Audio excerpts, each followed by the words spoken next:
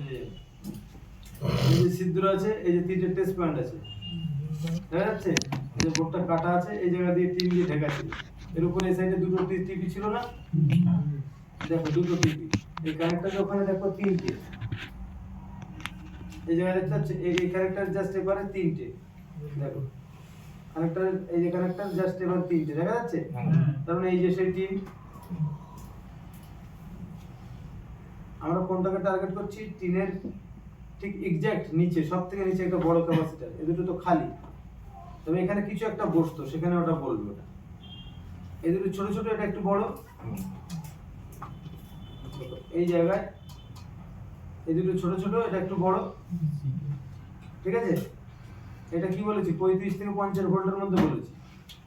আর এখানে আর একটা বলেছিলাম, ওই 6 পিনের আইসি জাস্ট উপরে, এই যে এটা এই আইসিটা জাস্ট উপরে, এই যে গোড়ার দিকে না, এই যে, ঠিক? তাহলে আমরা এই ক্যাপাসিটরটা দেখব, কোথায় গেল? এই ক্যাপাসিটরটা দেখব, এই ক্যাপাসিটরটা দেখব। এই ক্যাপাসিটরটা যদি দেখি, কপি করলাম,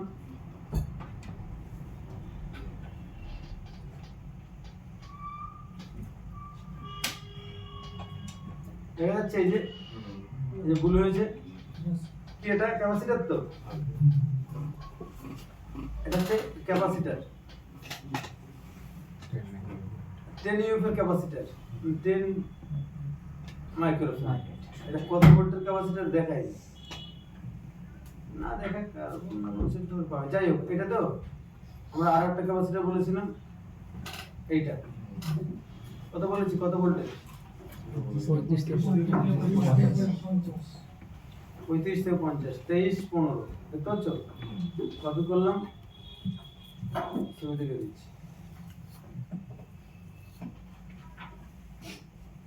এই যে এটা 23 15, এই ক্যাপাসিটরটা কত ভোল্টের? 50। 35 থেকে 50 বলেছি। তাহলে এই যে ক্যাপাসিটরের এক সাইড গ্রাউন্ড, গ্রাউন্ড কি জিনিস তোমরা তো জানো, আর এক সাইডে যে ভোল্টেজের দিকে, এগুলো কি জিনিস তোমরা এখন শেখো, একদিনে তো সম্ভব না।